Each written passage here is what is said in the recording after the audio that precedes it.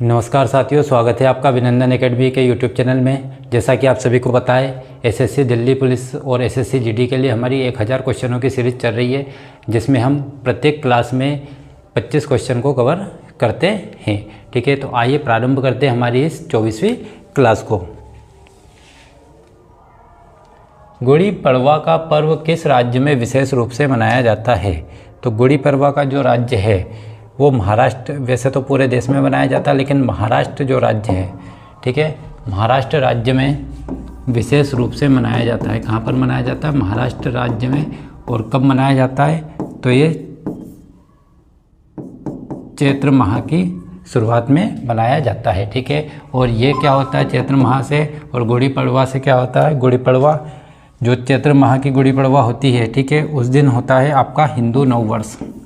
कौन सा? हिंदू नव वर्ष के रूप में इसे मनाया जाता है। ठीक है, तो हिंदू नव वर्ष के रूप में किसे मनाया जाता है? गुड़ी पड़वा को। और विशेष रूप से किस राज्य में होता है? महाराष्ट्र में होता है। और अलग अलग राज्य में इसे अलग अलग नाम से भी जाना जाता है। पैगंबर मोहम्मद साहब का जन्मदिन के नाम से भी जाना जाता है।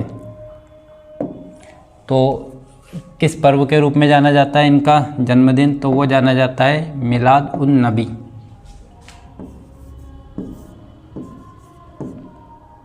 मिलाद उन नबी के नाम से इसे जाना जाता है। ठीक है, तो पैगंबर मोहम्मद साहब का जो जन्म है वो मिलाद उन नबी के नाम से जाना जाता है। भारतीय स्वतंत्रता अधिनियम को ब्रिटिश शाही स्वीकृति कब मिली थी? तो ब्रिटिश शाही स्वीकृति कब मिली थी किसे? तो भारत शासन अधिनियम, भारत शासन नहीं है, भारत स्वतंत्रता अधिनियम है ना, भारत स्वतंत्रता अधिनियम 1947। ठीक है, इसे कब मिली थी? तो इसे जो स्वीकृति मिली थी वो मिली थी 18 जुलाई 1947 को। ठीक है, इसे स्वीकृति मिल गई थी और इसी अधिनियम के द्वारा भारत को आज़ादी प्रदान की गई थी, स्वतंत्रता प्रदान की गई थी। और कब की गई थी? तो 15 अगस्त 1947 को इसके माध्यम से स्वतंत्रता प्रदान की गई थी। भारतीय संविधान के अंतर्गत संघ की कार्यपालिका का संवैधानिक प्रमुख कौन होता है? तो भारतीय संविधान के अंतर्गत संघ की कार्यपालिका का संवैधानिक प्रमुख, तो संघ की कार्यपालिका का संवैधानिक प्रमुख कौन होगा? तो वो होता है राष्ट्रपति। राष्ट्रपति, जिसका उल्लेख कहाँ पर मिलेगा आपको? कार्यपालिका का प्रमुख तो मिलेगा अनुच्छेद 53 के अनुसार। किसके अनुसार? अनुच्छेद 53 के अनुसार भारतीय संविधान के अंतर्गत संघ की कार्यपालिका का प्रमुख कौन होता है? तो राष्ट्रपति होता है। कहाँ पर उल्लेखित है? अनुच्छेद 53 में। ठीक है, और अनुच्छेद 52 में राष्ट्रपति का पद दिया गया है। और 56 में क्या मिलेगा? तो अनुच्छेद 56 में कार्यकाल राष्ट्रपति के बारे में मिलता है। ठीक है, इनसे एक और अनुच्छेद काम का होता है जिसका नाम होता है अनुच्छेद 61। ठीक है, जिसमें महाभियोग के बारे में जानकारी मिलती है। और अनुच्छेद जो एक और होता है 72, जिसमें राष्ट्रपति के द्वारा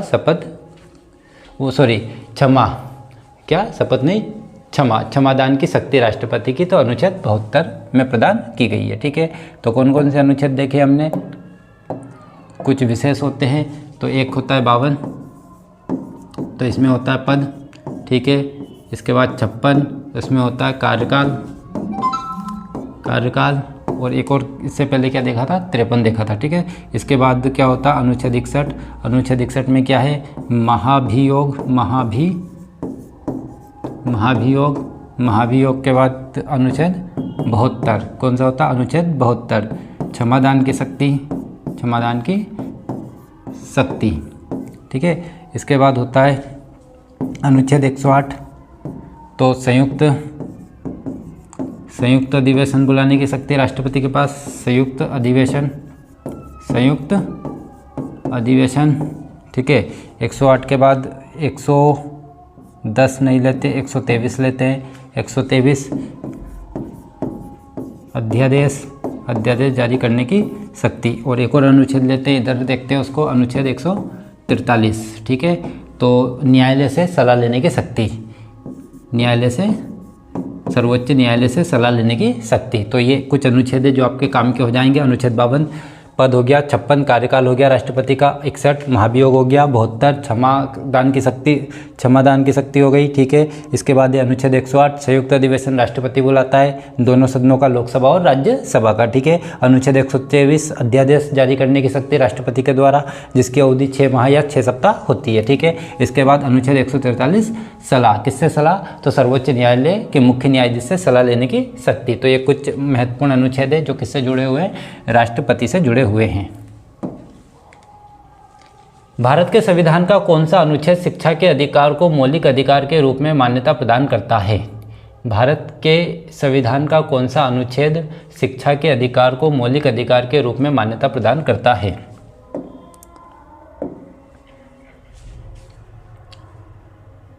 अनुच्छेद शिक्षा के अधिकार को, शिक्षा का अधिकार, ठीक है, अनुच्छेद 21A।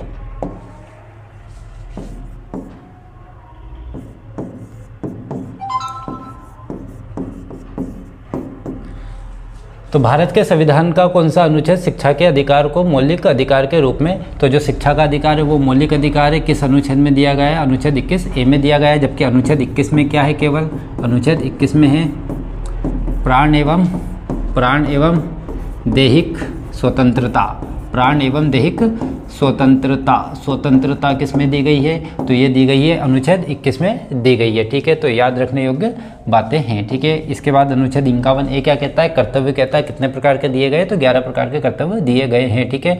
और अधिकार कितने हैं, मौलिक अधिकार कितने हैं, तो मौलिक अधिकारों की संख्या टोटल कितनी है, 6 है। कितनी है, 6 है। और वो कहाँ से कहाँ तक मिलेंगे, तो वो मिलेंगे आपको अनुच्छेद 12 से 35। क्या कहते हैं, मौलिक अधिकार, मौलिक अधिकार। भाग कौन सा हो जाएगा, भाग 3 हो जाएगा। भाग कौन सा हो जाएगा, भाग 3 हो जाएगा। अगला क्वेश्चन देखते हैं। अगस्त 2022 में किस राज्य सरकार ने मिशन भूमिपुत्र लॉन्च किया था, तो ये असम सरकार के द्वारा किया गया था। किस राज्य सरकार के द्वारा किया गया था, असम के द्वारा किया गया था। असम में क्या क्या मिलेगा, कामाख्या माता मंदिर,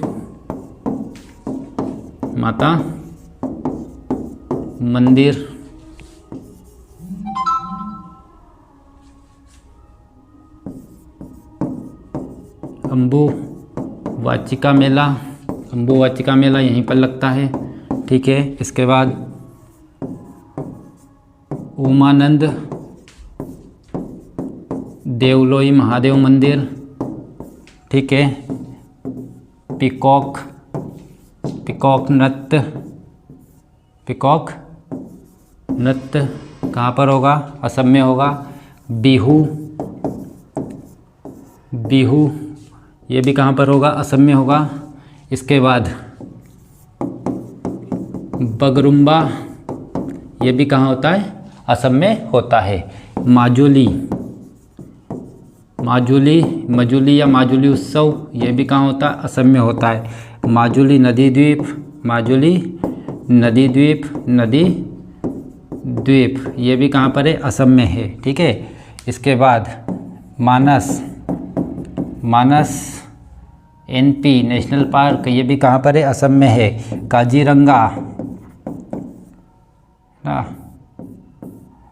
काजीरंगा ये भी कहाँ पर है, असम में ही स्थित है, ठीक है। इतनी सारी चीज़ें आपको ध्यान रखनी है।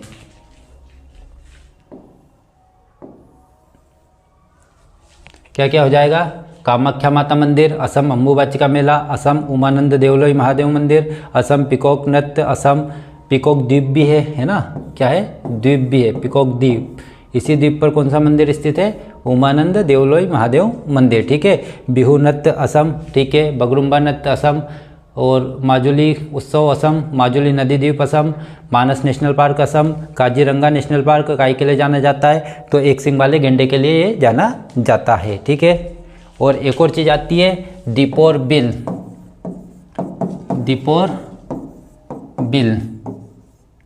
है ना, आर्द्र भूमि, वो भी कहाँ पर स्थित है? असम में ही स्थित है। तो इतनी सारी चीज़ों को आपको याद रखना है। क्या क्या हो गया?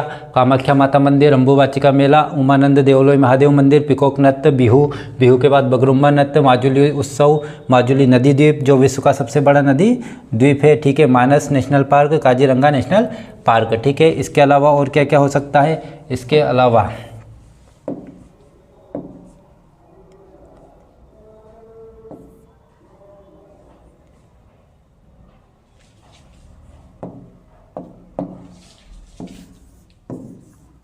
NW2 राष्ट्रीय जलमार्ग संख्या 2, वो भी कहाँ पर है? असम में। किस नदी पर है? तो वो है ब्रह्मपुत्र नदी पर। किस नदी पर? ब्रह्मपुत्र नदी पर, ठीक है। सरोजिनी नायडू ने महात्मा गांधी को किस आंदोलन में महिलाओं को शामिल करने की अनुमति देने के लिए राजी किया था? तो ये किया था नमक सत्याग्रह के लिए। किसके लिए? कौन से सत्याग्रह के लिए? नमक सत्याग्रह के लिए सरोजिनी नायडू ने महिलाओं को शामिल करने के लिए महात्मा गांधी को क्या किया था? राजी किया था। तो क्या हो जाएगा? नमक सत्याग्रह। कौन सा सत्याग्रह? नमक सत्याग्रह। नमक सत्याग्रह, ठीक है। कब चालू होता है? 12 मार्च 1930, ठीक है। दांडी यात्रा चालू होती है। कब संपन्न हो जाती है? तो 5 अप्रैल 1930 को कंप्लीट हो जाती है। 6 अप्रैल 1930 को गांधी जी के द्वारा दांडी में जाकर क्या होता है? तो नमक कानून तोड़ा जाता है और वहीं से चालू होता है, नमक सत्याग्रह चालू हो जाता है, ठीक है। नमक कानून तोड़ने के बाद 6 अप्रैल के दिन, नमक कानून तोड़ने के बाद 6 अप्रैल के दिन, ठीक है, क्या चालू होता है? तो 6 अप्रैल 1930 को एक आंदोलन चालू होता है जिसका नाम क्या है? विनय अवज्ञा आंदोलन। कब चालू होता है ये होता है 6 अप्रैल 1930 को, ठीक है। और ये ख़त्म कब होता है? तो ये होता है गांधी इरविन समझौते के बाद, जो कब होता है? 5 मार्च 1931, ठीक है, 5 मार्च 1931। इस समझौते में कौन सा? गांधी इरविन समझौता। कौन सा समझौता? गांधी इरविन समझौता। गांधी इरविन समझौता कब होता है? 5 मार्च 1931 को होता है। इस समझौते के द्वारा किस पर सहमति बनती है? तो सविनय अवज्ञा आंदोलन को खत्म करने पर सहमति बनती है और दूसरे गोलमेज सम्मेलन में जाने के लिए गांधी जी को राजी किया जाता है, ठीक है। और इसी समझौते को दिल्ली समझौते के नाम से भी जाना जाता है। मिन्हाज ए सिराज के शासन के दौरान का इतिहासकार था, मतलब किसके शासन काल के दौरान का ये इतिहासकार था? तो ये था इल्तुतमिश। दिल्ली सल्तनत का कौन शासक था? सुल्तान था जिसका नाम था इल्तुतमिश, ठीक है। दिल्ली सल्तनत का वास्तविक संस्थापक किसे माना जाता है? इल्तुतमिश को माना जाता है, ठीक है। कुतुब मीनार का निर्माण पूरा करवाने वाला कौन? ये चांदी का टंका किसने जारी करा था? इल्तुतमिश ने जारी करा था। तांबे का जीतल ये भी किसने करवाया था? ये सिक्के हुआ करते थे तो किसने बनवाया था? ये भी इल्तुतमिश ने बनवाया था, ठीक है। इसके बाद एकता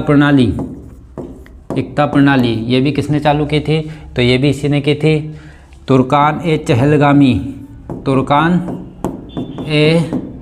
चहलगामी या दल चालीसा, उसका निर्माण भी किसने किया था? तो वो भी इल्तुतमिश के द्वारा ही किया गया था। तो ये सारी चीज़ें आपको याद रखने योग्य है, ठीक है। इसकी पुत्री का नाम क्या था? रजिया सुल्तान। कौन से सुल्तान? रजिया, गुंडों में फंस गई रजिया सुल्तान, ठीक है। तो रजिया सुल्तान किसकी पुत्री थी? इल्तुतमिश की पुत्री थी। ये सारी चीज़ें आपको बहुत काम आने वाली है। गुरु नीलेश्वर मुखर्जी किस भारतीय शास्त्रीय नृत्य से संबंधित है? तो ये संबंधित है किससे? मणिपुरी से। किससे? मणिपुरी से। तो कौन सा नृत्य हो जाएगा इनका? मणिपुरी से संबंधित है, मणिपुरी। और मणिपुरी किस भगवान को समर्पित है? तो भगवान कृष्ण और गोपियों की रासलीला, ठीक है। राधा कृष्ण के प्रेम व गोपियों के साथ उनकी रासलीला को समर्पित नृत्य कौन सा है? तो मणिपुरी नृत्य है, ठीक है। अगले की ओर बढ़ते हैं। गंगा सागर का मेला किस राज्य में हुगली नदी के मुहाने पर आयोजित होता है? तो गंगा सागर का मेला ये आयोजित होता है पश्चिम बंगाल में। कहाँ पर होता है? पश्चिम बंगाल में। किस नदी के मुहाने पर? हुगली नदी के मुहाने पर, ठीक है। हुगली नदी, हुगली किसकी एक वितरिका है? गंगा की। हुगली किसकी वितरिका है? गंगा की। हुगली किसकी वितरिका है? गंगा की। हुगली की सहायक नदी कौन सी है सबसे बड़ी? तो वो हो जाएगी क्या? दामोदर। दामोदर, दामोदर। भारत की पहली नदी घाटी परियोजना कौन सी है? दामोदर, ठीक है। कौन सी है? दामोदर। इसके अलावा दामोदर नदी छोटे नागपुर के पठार को कितने भागों में बांटती है? 2 भागों में बांटती है, ठीक है। एक हो जाता है हजारीबाग वाला और एक हो जाता है रांची वाला, ठीक है। एक हो जाता है हजारीबाग, एक हो जाता है रांची का पठार, ठीक है। तो दामोदर नदी को याद रखना है, ठीक है। इसे पुराने समय में क्या कहा जाता था? तो इसे कहा जाता था पश्चिम बंगाल की पश्चिम बंगाल का शोक। पश्चिम बंगाल में दामोदर नदी पर क्या है? दुर्गापुर बैराज, दुर्गापुर बैराज, ठीक है। किस नदी पर है? इसी नदी पर है, दामोदर नदी पर है, ठीक है। तो ये चीज़ आपको याद रखना है। कलकत्ता किस नदी के किनारे स्थित है? कलकत्ता या कोलकाता? कलकत्ता हुगली नदी के किनारे, ठीक है। कौन सी नदी के किनारे? हुगली नदी के किनारे। ये सारी चीज़ें आपको याद रखनी है। और गंगा सागर का मेला कब लगता है? मकर संक्रांति को लगता है। शेरशाह सूरी द्वारा निर्मित ऐतिहासिक सड़क को किस नाम से जाना जाता है? तो शेरशाह सूरी द्वारा निर्मित जो सड़क है उसे जाना जाता है जीटी रोड के नाम से। किस रोड से? जीटी रोड के नाम से, या फिर इसे क्या कहते हैं?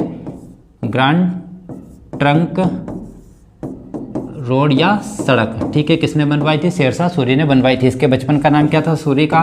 तो इसके नाम था फरीद। क्या नाम था? फरीद इसके बचपन का नाम था। हुमायूं को किसने हराया था? इसी ने हराया था, 2 बार हराया था, ठीक है। एक तो हराया था कौन सा? चौसा का युद्ध, चौसा का युद्ध 1539।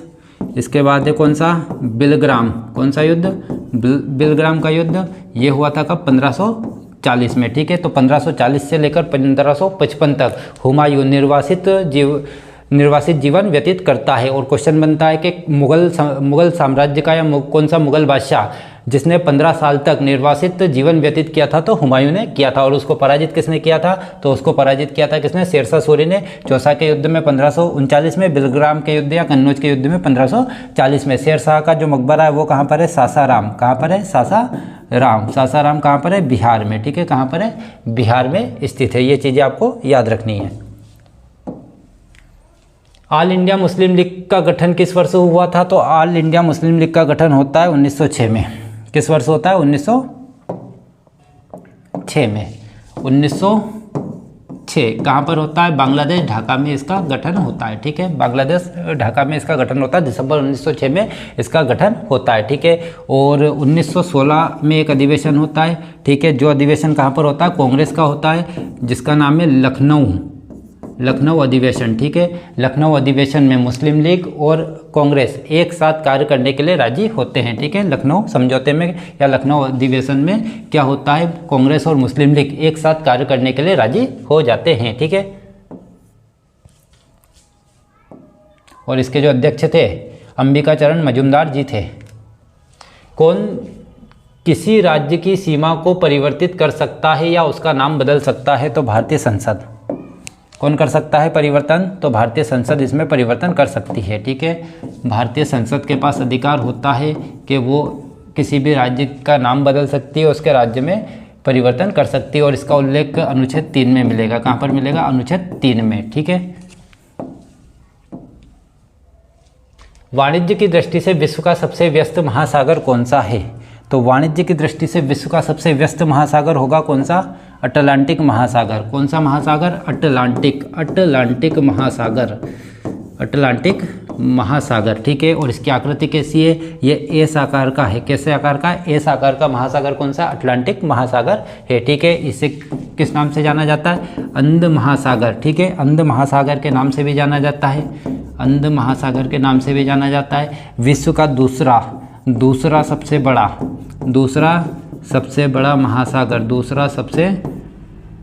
बड़ा महासागर कौन सा हो जाएगा? अटलांटिक महासागर हो जाएगा, ठीक है। चित्तरंजन दास किस व्यक्तित्व के राजनीतिक गुरु थे? सुभाष चंद्र बोस के। नेताजी सुभाष चंद्र बोस के राजनीतिक गुरु थे। भारत के संविधान का कौन सा अनुच्छेद संविधान में संशोधन से संबंधित है? तो भारतीय संविधान का अनुच्छेद 368 किससे संबंधित है? तो संविधान संशोधन से संबंधित है। ठीक है, 368 संविधान संशोधन। और ये जो प्रावधान है संविधान में संशोधन का कहाँ से लिया गया है? ये लिया गया है अफ्रीका से, दक्षिण अफ्रीका के संविधान से इसे ग्रहण किया गया है। अब तक टोटली कितने संविधान संशोधन हो चुके हैं? 106 संविधान संशोधन हो चुके हैं। ठीक है, और 106वां कौन सा, ये आप लोगों को कमेंट बॉक्स में बताना है। ठीक है, महालनोबिस मॉडल किस पंचवर्षीय योजना में लागू किया गया था? तो दूसरी पंचवर्षीय योजना में, और जिसमें किनको वो विशेष महत्व दिया गया था? तो उद्योग को। ठीक है, महालनोबिस मॉडल तो कौन सी पंचवर्षीय योजना हो जाएगी? तो ये हो जाएगी दूसरी पंचवर्षीय योजना। कौन सी? दूसरी पंचवर्षीय योजना।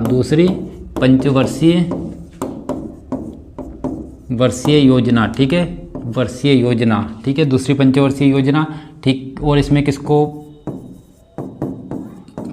ये उद्योग। ठीक है, तो उद्योग को ज़्यादा महत्व दिया गया था। और इसके तहत 3 विशेष आपको देखने को मिलते हैं। भिलाई है ना, जो कहाँ पर है? छत्तीसगढ़ में है ना। इसके बाद क्या हो जाएगा? दुर्गापुर, जो कहाँ पर है? पश्चिम बंगाल में। कहाँ पर है? पश्चिम बंगाल में। ठीक है, और एक और कौन सा हो जाता है? एक और हो जाता है राउल केला। तो ये किसकी सहायता से होता है? रूस की सहायता से। राउल केला कहाँ पर है? ओडिशा में। राउल केला कहाँ पर होगा? ओडिशा में होगा। पश्चिम बंगाल वाला किसकी सहायता से होगा? ब्रिटेन की सहायता से। ठीक है, ओडिशा राउल केला किसकी सहायता से होगा? जर्मनी की सहायता से। ये चीज़ें आपको ध्यान रखना है। ये तीनों दूसरी पंचवर्षीय योजना में स्थापित किए गए लौह इस्पात कारखाने थे। ठीक है, दूसरी पंचवर्षीय योजना उद्योग, और उद्योग में आप देखोगे भिलाई इस्पात संयंत्र छत्तीसगढ़ रूस की सहायता से, दुर्गापुर पश्चिम बंगाल ब्रिटेन की सहायता से, राउरकेला उड़ीसा जर्मनी की सहायता से स्थापित किए गए थे। मंत्रिपरिषद के मंत्रियों की संख्या राज्य की विधानसभा के सदस्यों की कुल संख्या के कितने प्रतिशत से अधिक नहीं होगी? तो 15% से अधिक नहीं होगी। ठीक है, तो कितना प्रतिशत चाहिए? 15%। जिस भी राज्य में जो भी संख्या होगी उसका 15% होना चाहिए। जैसे मध्य प्रदेश में 230 सीटें हैं तो 230 का 15% होना चाहिए। ठीक है, जो भी आंकड़ा निकलेगा आप निकाल के देख लेना। तो इससे ज़्यादा मंत्रियों की संख्या नहीं हो सकती, कम हो सकती है लेकिन ज़्यादा नहीं हो सकती। प्रारंभिक तुर्की शासकों ने दिल्ली पर वर्षों के बीच शासन किया था। तो तुर्की लगभग कब आते हैं? जब आपका कुतुबुद्दीन ऐबक आता है। तो कुतुबुद्दीन ऐबक ने गुलाम वंश की स्थापना कब की थी? 1206। ठीक है, और ये कब तक रहते हैं? तो ये रहते हैं आपके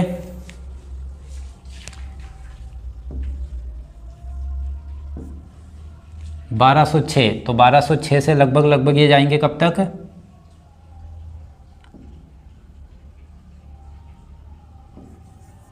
1526।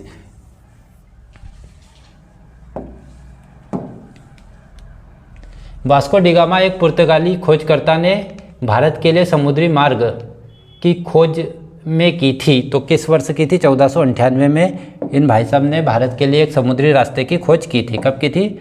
1498 में। कब की थी? 1498 में। ठीक है, ये सबसे पहले किस तट पर आया था? तो अगर ऐसा क्वेश्चन बनता है तो मालाबार तट पर। कौन से तट पर आता? मालाबार तट पर, क्योंकि राज्य क्षेत्र कौन सा था? केरल। कौन सा था? केरल। केरल में भी कहाँ पर आता है? तो कौन से बंदरगाह पर? कालीकट पर। किस बंदरगाह पर आता है? कालीकट बंदरगाह पर आता है, जो मालाबार तट पर स्थित है। और इसी मालाबार तट पर सबसे पहले मानसून टकराता है। किस तट पर मानसून सबसे पहले आता है? मालाबार तट पर आता है। ठीक है, इसके बाद हम अगर बात करें तो इस समय दिल्ली सल्तनत पर किसका शासन था? तो इस समय दिल्ली सल्तनत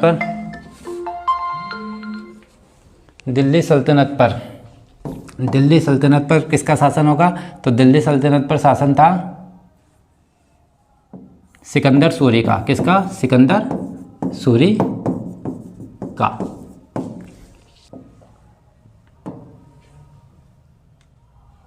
दक्षिण अमेरिका के एंडीज पर्वत पर परिवहन के लिए किस जानवर का उपयोग किया जाता है? तो यहाँ पर किया जाता है लामा। लामा एक जानवर होता है जिसको गाड़ी खींचने में प्रयोग किया जाता है। तो कौन सा जानवर हो जाएगा? लामा।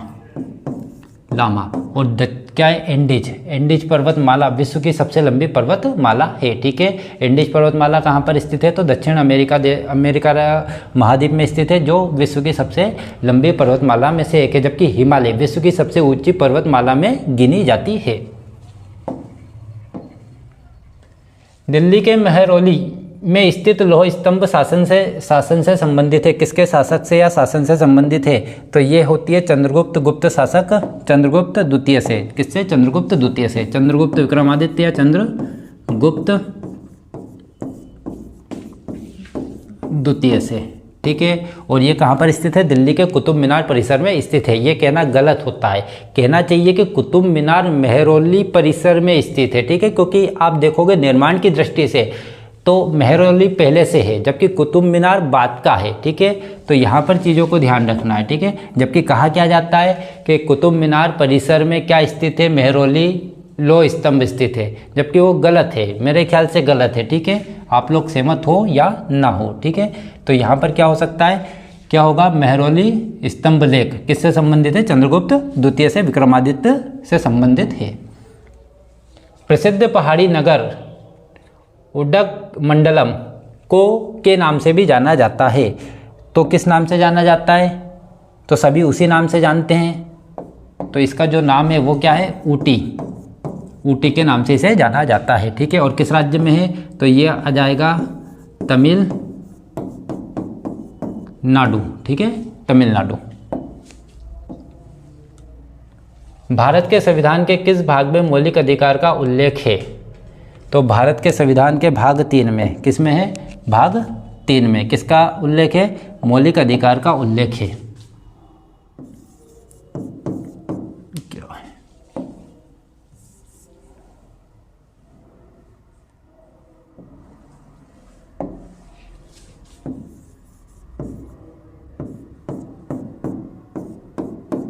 भाग 3, और इसे ही क्या कहा जाता है?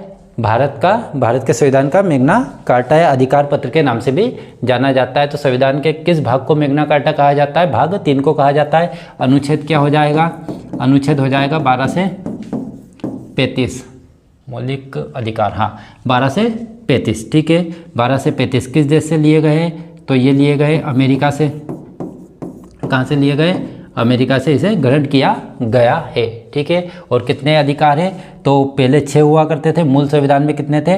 मूल संविधान में मौलिक अधिकारों की संख्या थी 7। ठीक है, अब कितने हैं? अब कितने हैं? अब है 6। ठीक है, अब कितने हैं? 6 वर्तमान में। ठीक है, वर्तमान में कितने? 6। कौन सा हटाया है? तो संपत्ति का अधिकार हटाया है। कौन सा हटाया है? संपत्ति का अधिकार हटाया। और कब हटाया है? 44वें संशोधन 1978 के द्वारा। ठीक है, किस में रखा गया है इसको? अनुच्छेद 301 के द्वारा। अनुच्छेद 301 के द्वारा क्या बना है?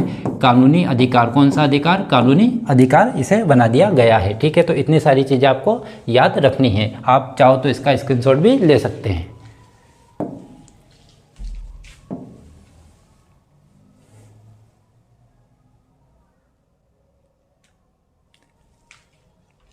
हड़प्पा के लोग वर्तमान भारत में से सोना लाते थे। ठीक है, वर्तमान मतलब वो कौन सा क्षेत्र है वर्तमान में? तो हड़प्पा के लोग वर्तमान भारत के जो वर्तमान का जो कर्नाटक है वहाँ से ये सोना लाते थे या आयात करते थे। तो कहाँ से? कर्नाटक। तो वैसे भी आपको सभी को पता है कर्नाटक में एक खान है जिसका नाम क्या है? कोलार खान। ठीक है, कौन सी खान? कोलार खान, जो कहाँ पाई जाएगी? तो कर्नाटक में ही पाई जाती है। कहाँ पाई जाती है? कर्नाटक में पाई जाती है। ये था आज की हमारी क्लास का लास्ट क्वेश्चन। आपको क्लास को पूरी देखना है और इस क्लास को ज़्यादा से ज़्यादा शेयर करना है। ये 25 क्वेश्चन नहीं है, तकरीबन हमने आज की क्लास में तकरीबन 60 क्वेश्चनों को कवर किया होगा। ठीक है, तो इसी प्रकार अब से हमारी क्लास 25 क्वेश्चन पे नहीं रुकने वाली। 25 क्वेश्चन तो हमारे रहेंगे संख्या में, लेकिन उनसे जुड़े हुए कम से कम हम उसके 2 गुना 50, 60, 70 क्वेश्चन तक कवर करने की कोशिश करेंगे। ठीक है, तो आज के लिए इतना ही। धन्यवाद। क्लास को पूरा देखना है, चैनल को ज़्यादा से ज़्यादा सब्सक्राइब करना है।